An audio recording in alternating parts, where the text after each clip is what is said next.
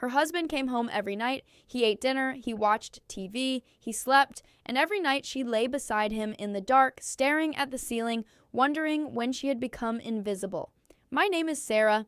I am 34 years old. I have been married for 9 years, and for the last 5 months, I have been living with a man I no longer recognize. Not because he changed his face or his name, but because something behind his eyes went quiet, like a light that someone slowly, carefully turned off. And the worst part? I didn't even notice it happening. Not at first, not until the silence became so loud I couldn't breathe inside my own home. We met when I was 25.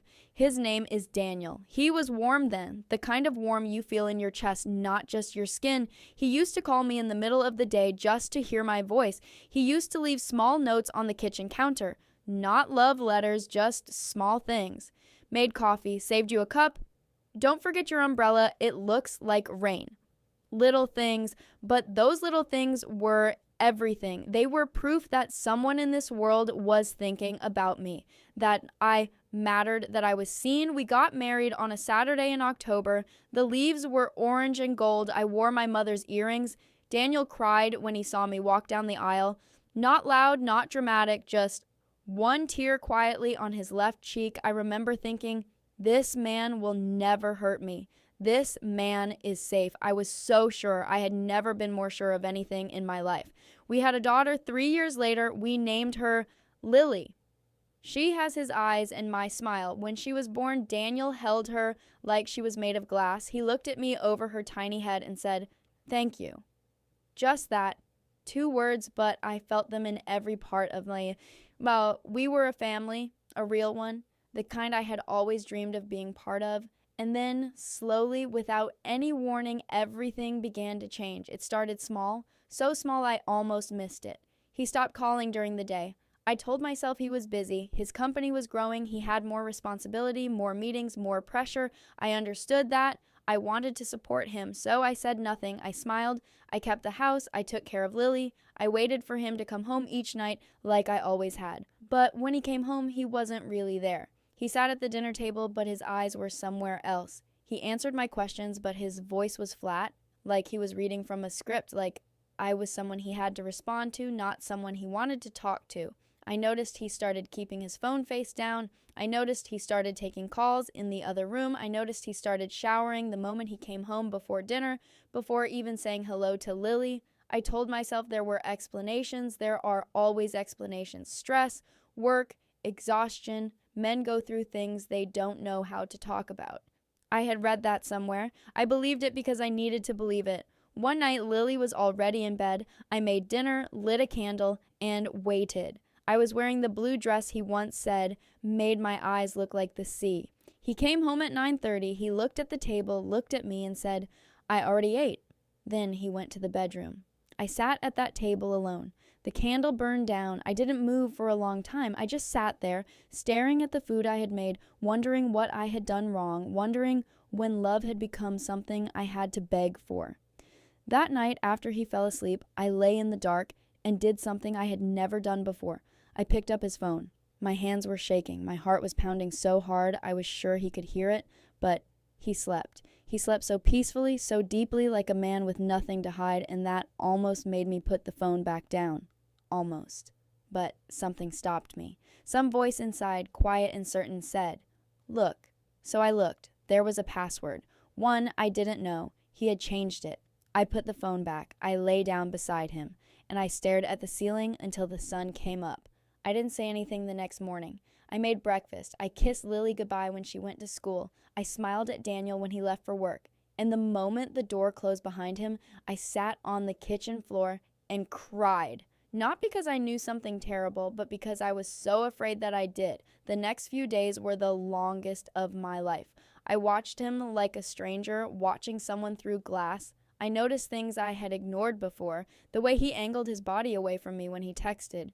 The way he sometimes smiled at his phone and then looked up quickly like he had remembered where he was. The way he said my name differently now. Not warm, not cold, just careful, like it was a word he had to pronounce correctly. I started asking questions, gentle ones, the kind that don't sound like questions. "You seem far away lately." He said he was tired. "Is everything okay at work?" He said, "Yes, just busy." "Do you want to talk?" He said, "There's nothing to talk about." Every answer was a wall, polite, smooth, impossible to climb. One Thursday evening, I told him I was taking Lily to my mother's for the weekend. I said Lily missed her grandmother. He nodded. He seemed almost relieved. And that relief, that single small expression on his face, was the thing that finally broke me. Because a man who loved his family should not look relieved when they leave. I didn't go to my mother's house. I dropped Lily off, drove back home, and parked down the street. I don't know what I was doing. I don't know what I expected to see. I just sat in my car in the dark and waited. An hour passed, then 2, and then at 9:15, a car I didn't recognize parked in front of my house. A woman stepped out. She was young, not dramatically beautiful, just ordinary. The kind of ordinary that somehow makes everything worse. She walked to my front door, and Daniel opened it before she could knock. He was already waiting. I don't remember deciding to drive away. I just did. My body did it before my mind could catch up. I drove to a parking lot and sat there until I stopped shaking. My phone rang twice, both times Daniel. I didn't answer. I couldn't speak. I couldn't do anything but sit in the dark and feel the entire architecture of my life quietly collapse around me.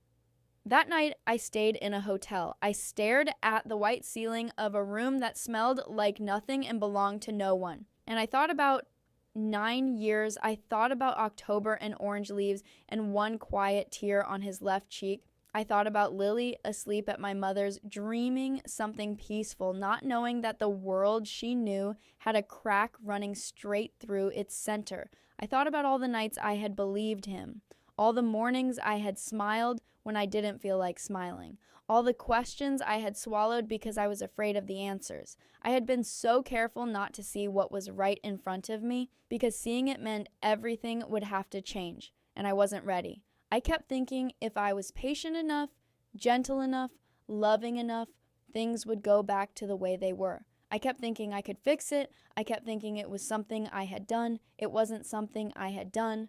I went back the next morning, not because I had forgiven him, not because I had a plan. I went back because Lily was coming home and she needed to see a mother who was standing, not one who had disappeared. I walked into my own house like I was walking into a stranger's home.